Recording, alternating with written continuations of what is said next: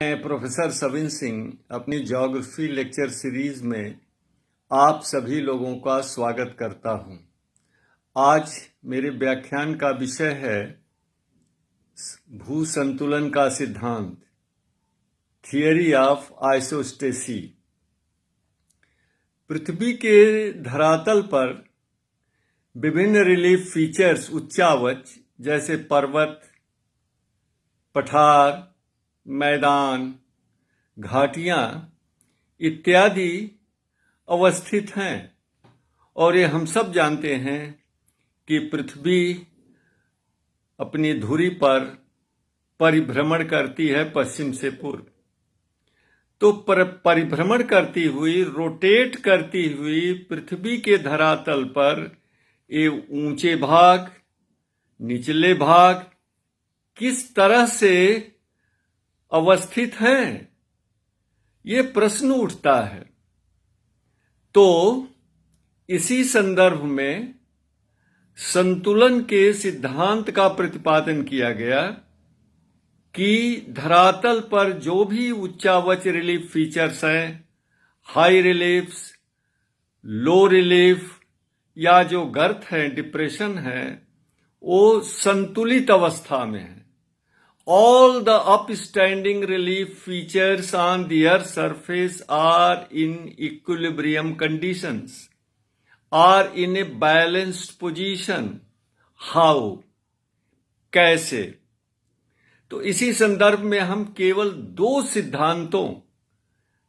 सिद्धांतों की ही चर्चा करेंगे।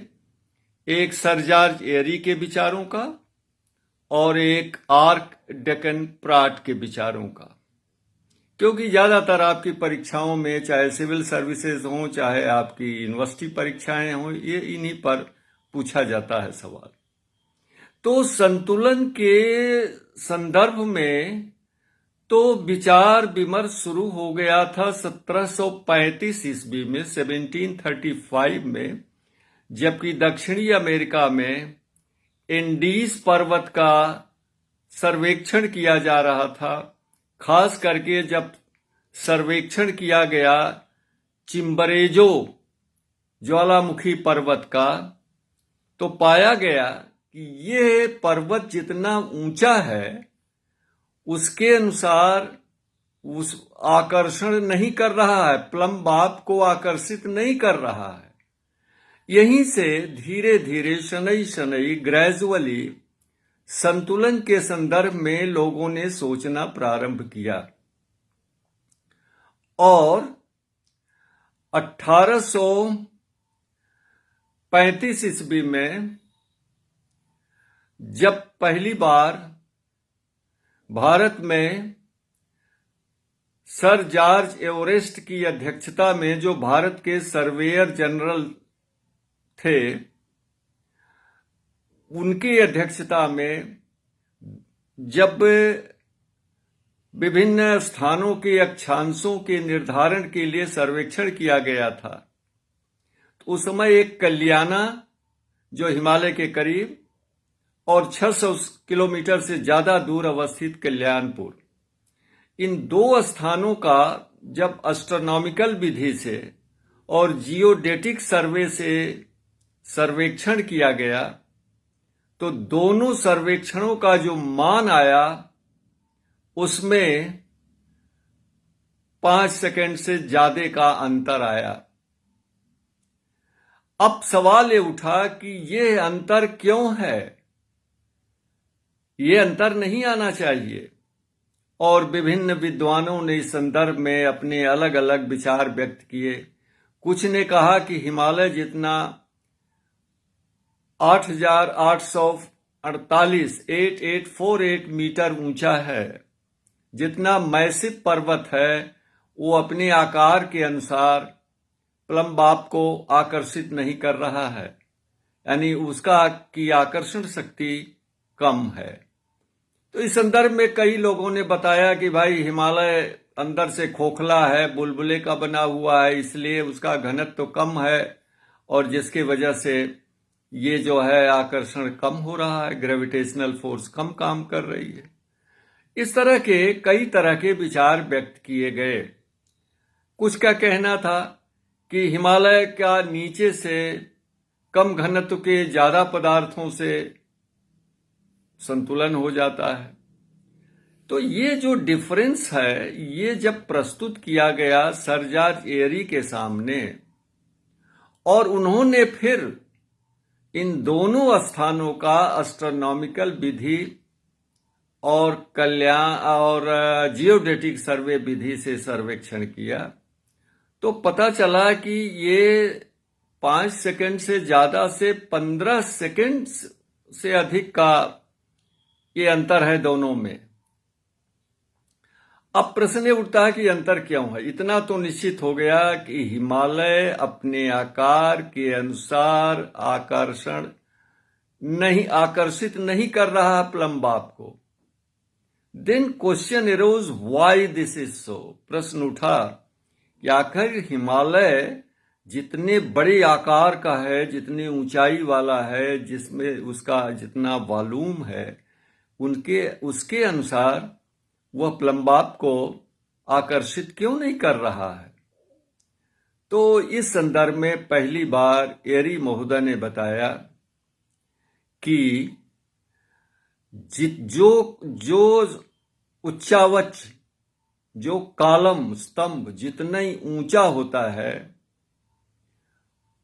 उसका कई गुना भाग नीचे जाता है। यानी उन्होंने उस संकल्पना को महत्व दिया क्रस्ट और उसके नीचे सबस्ट्रेटम, जिसको पहले स्वेस महोदय ने SiAl सिलिका एल्यूमिनियम और साइमा नाम दिया था सिलिका मैग्नीशियम। और एरी के अनुसार जो सबस्ट्रेटम है वो तरल अवस्था में है, जिसके ऊपर ये विभिन्न जो उच्चावच हैं वो तैर रहे हैं। और उन्होंने उदाहरण लिया कि जिस तरह से नाव जब पानी में तैरती है तो फ्री बोर्ड माने जो जल के ऊपर वाला भाग होता है, उसके एक भाग जल के ऊपर रहने के लिए उसके 9 भाग का नीचे होना जरूरी होता है।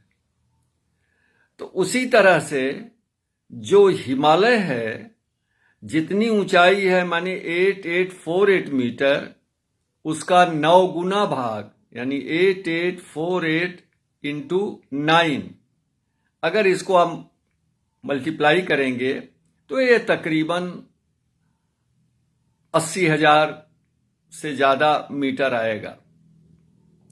तो इतनी भाग जो है हिमालय का सबस्ट्रेटम में नीचे है, और जिस कारण ये इसके घनत्व का बराबर घनत्व है ऊपर और नीचे, जिस कारण इसका ये संतुलन हो जाता है। तब इन्होंने प्रतिपादित किया कि जो कॉलम यानी ऊंचावच जितना ही ऊंचा है, उसका 9 गुना भाग नीचे होता है, ताकि सभी उच्चावच का मास जो है एक दूसरे के अनुसार संतुलित हो जाए। लेकिन इनके घनत्व में अंतर नहीं होता है, इनकी केवल थिकनेस में अंतर होता है, लंबाई में अंतर होता है। यानी जितना ही कॉलम ऊपर है, यानी उच्चावच धरातल के ऊपर है, उसका 9 गुना भाग नीचे जाएगा। लेकिन पर्वत, पठार, मैदान इत्यादि झीलें, इनके घनत्व में नहीं अंतर है, बल्कि इनकी लंबाई में अंतर है। तो यही बताया इन्होंने, इनका कंसेप्ट आया uniform density with varying thickness. समझ लीजिए, uniform density with varying thickness, यानी जो भी विभिन्न उच्चावच के कॉलम हैं उनमें घनत्व में समानता होती है, केवल उनकी थिकनेस यानी लंबाई कम बेसी होती है। तो जो भाग जितना ही ऊपर दिख रहा है क्रस्ट में सबस्ट्रेटम के ऊपर, उसका 9 गुना भाग नीचे जाता है। अब इस संकल्पना की कई आलोचनाएं हुई कि अगर 9 गुना हिमालय की जड़ अगर नीचे जाती है तो वहां तापमान इतना अधिक होगा कि वो पिघल जाएगी। तो हाउ रूट इज पॉसिबल। एरी के एरी के संकल्पना को एक्सप्लेन करने के लिए उनके कई समर्थकों ने आइसबर्ग का भी उदाहरण लिया कि जैसे जब आइसबर्ग समुद्र में फ्लोट करता है, तैरता है, तो एक भाग ऊपर रहने के लिए उसका 9 भाग नीचे रहता है। जब ये समस्या आर्क डकन प्राट के सामने लाई गई तो उन्होंने हिमालय के घनत्व को 2.75 मान करके ये परिकलन किया, कल्याणा और कल्याणपुर का। तो उनके सामने भी वो अंतर जो दोनों का आया वो 15 सेकंड से ज्यादा का आया। तब प्राट महोदय ने बताया कि उन्होंने पहली बात तो लॉ ऑफ फ्लोटेशन, तैराव के सिद्धांत जो एरी में अप्लाई किया गया था उसको मानने से इनकार कर दिया, और ये भी बताया कि हिमालय अपने सही रूप में आकर्षण शक्ति को अप्लाई कर रहा है। और इसकी व्याख्या के लिए उन्होंने बताया कि धरातल के ऊपर जितने उच्चावच होते हैं उनके थिकनेस बराबर होती है, माने सब एक लंबाई के होते हैं। कहां पे अभी बताएंगे। और लेकिन उनके घनत्व में अंतर होता है। देखिए, स्मरण रखिए, एरी के अनुसार विभिन्न कॉलम के घनत्व में अंतर नहीं होता है, उनकी थिकनेस कम बेसी होती है। प्राट ने बताया कि सभी जो उच्चावच के कॉलम हैं उनके घनत्व में अंतर होता है। और सबस्ट्रेटम में एक ऐसा तल होता है, there is such a level, जिस पर सभी पर्वतों का, पठारों का, मैदान का, झील का, गर्त का मास बराबर होता है। इसको नाम दिया उन्होंने लेवल ऑफ कंपनसेशन, संतुलन तल। तो जो कॉलम जितना ही बड़ा होगा, यानी जितना ऊंचा होगा उच्चावच, उसका घनत्व उतना ही कम होगा। जो कॉलम जितना ही छोटा होगा उसका घनत्व उतना ही अधिक होगा। अर्थात पर्वत से घनत्व पठार का ज्यादा होगा, पठार से मैदान का ज्यादा होगा, मैदान से निचले भाग का घनत्व ज्यादा होगा, ताकि एक संतुलन तल पर वो बराबर वेट एग्जर्ट कर सके। तो इनको सामान्य रूप में इनके सिद्धांत को व्यक्त किया गया कि uniform thickness with varying density.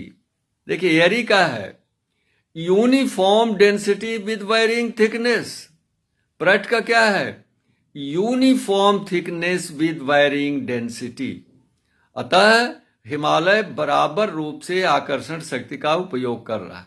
So the fundamental difference between Aries and Pratt view is that Airy postulated uniform density with varying thickness, while Pratt postulated bigger the column, lesser the density, smaller the column, higher the density.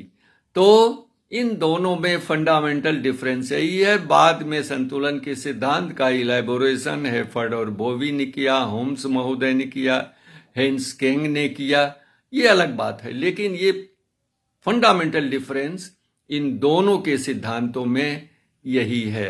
अब आप अपनी choice का subject comment में लिखिए, उस पर हम अपना व्याख्यान देंगे। नमस्कार।